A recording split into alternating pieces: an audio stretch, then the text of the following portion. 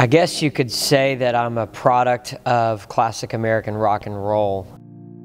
My parents were children of the 50s and the 60s, and on February 9th, 1964, they joined the 73 million other Americans glued to the television to watch the Beatles showcase on the Ed Sullivan Show. That was actually my dad's 14th birthday. So that was kind of the home I grew up in, and if you were to meet my parents today, you would never dream of it. Now they're in their 60s, they're grandparents, but inside of them, they still got a little bit of Jesus-loving hippie in them. So we were a Christian home for the most part. My mom really kind of had that storybook of the perfect American dream where she'd met the man of her dreams, they had gotten married, he was a good guy, a faithful husband. He was a Christian at the time, my mom wasn't, however, but they raised 3 kids. My mom was a stay-at-home mom for most of my life. My mom and I got saved in the same church service, which was a really, really cool experience, something that I'll treasure through eternity. Just the opportunity that God took, the grace that He had to give us to open our hearts on that same night, and that was when I was about 12 years old. But my mom had grown up and having the perfect husband with the 3 kids. She stayed at home with the boys and didn't really, she would tell you to this day, she would sit right here and tell you it had to be God that had to come and save her, because she didn't really go searching for God. She didn't go after Him. She didn't pursue Him because her life was somewhat complete. She had a great life so far, but God did something in her heart that day as He did in mine. We got baptized together into this very cold creek in the deep woods of Alabama, this really small Baptist church. But my college years probably is when God chose to just begin shaping my life to the calling that He had before me, one that I never would have dreamed of. I thought that I went to school, and like many college kids, I had about 14 majors in the first 3 semesters of school. My college years were a different season for me. God began working in and through my life, but honestly it was through the work of older men that began sitting with me at Panera at 6 o'clock in the morning until 10 o'clock in the morning a couple of days a week, and because those men cared enough about me to tell me what I needed to hear, not necessarily what I wanted to hear. My heart for the church world began to grow, and my love and my passion towards the local church began to grow. And had you asked me about 8 years ago what I would be doing for the next 10 years of my life, I felt like I would finish my undergraduate degree, which was in psychology. I was going to go to seminary and get my master's in theology, and go to an unchurched city here in our country to plant. And that's what I thought I would do. I would be a church planter and a pastor, likely in an urban context, somewhere either on the West Coast, Northwest, or up in the Northeast. But God had a different story in mind. But I guess you could say that I am the reality of seeing Isaiah 55 come true for my life. It declares through the prophet Isaiah that the ways of God are higher than our ways, and that the thoughts of God are higher than our thoughts. But needless to say, God's sovereign rule over His creation will teach us that He will do with us what He pleases. Because a few years just before I moved, I began writing, and I was leading worship some as kind of a hobby for a couple of campus ministries. And then me and a few buddies, we began honestly for fun and for hobby's sake and for ministry opportunity, we began traveling, doing weekend retreats, doing a couple of conferences here and there.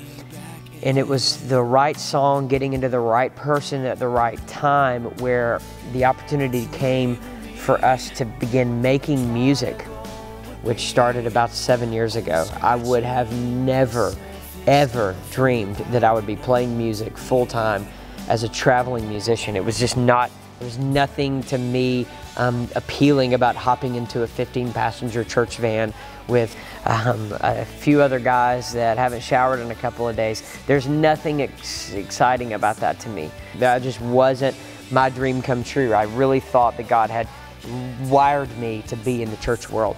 And so we began writing this music and started what we now know as the band called Rush of Fools. And Rush of Fools, from the day of our inception, our heart was just to write songs that spoke truth, that we weren't against having a catchy song or a song that would be played on radio. In fact, we were in favor of that. But most importantly, we wanted our lyrics to say something that was meaningful, that was real, that spoke to the heart of the believer, that hopefully that challenged the heart of those that don't know Jesus. And Rush of Fools, we made our first record together, and I remember sitting in the label office, and as they were telling me that the name of the very first radio single they were going to release, when they told us it would be our single, it was a song called Undo, I laughed. And I, again, being a kid that was raised in a home that listened to rock and roll music, I didn't know a lot about Christian music. But the little bit I did know, I didn't hear songs saying what we were saying in this song they were telling us that would be the radio single. I remember laughing, just thinking, this is going to be a disaster. There's no way that Christian radio is going to let us openly talk about our sin, that Christian radio is going to blatantly let us sing that we're prodigals and that we're hypocrites. And they said, this is the song. This is the song we've got to send out. And that year, God just got behind that song, and it began reaching to people all over this country, and before we knew it, all over the world.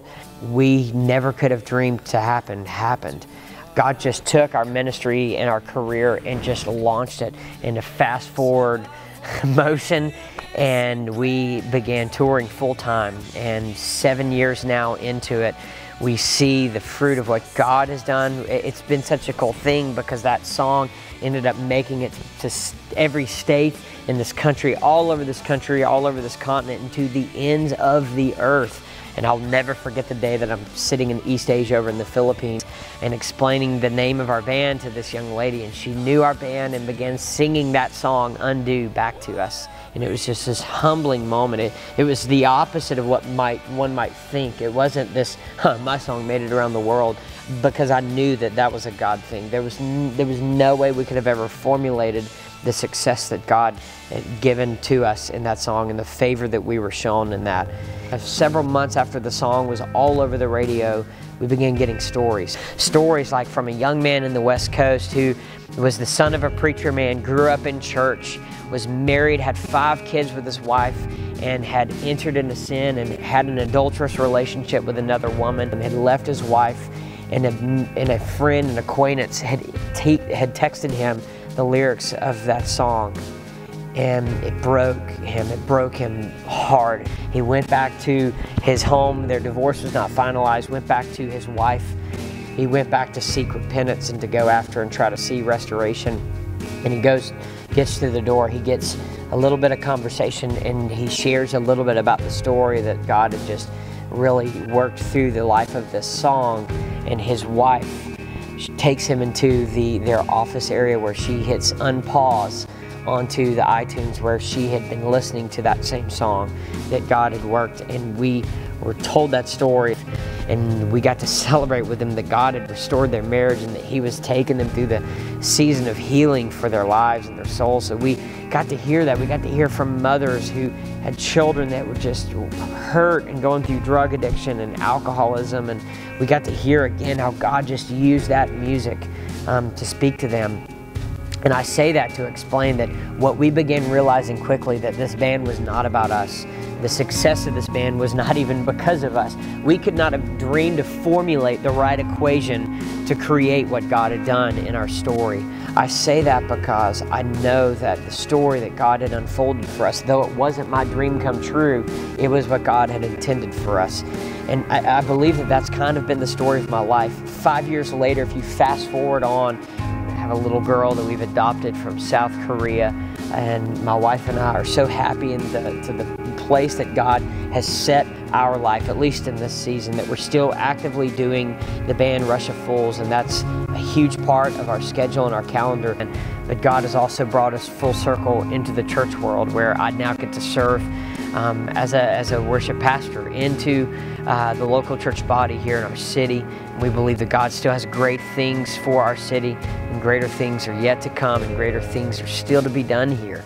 And it's just neat to see the story that God had given us. And it's beautiful to understand that He had written that story before the very foundation of the world.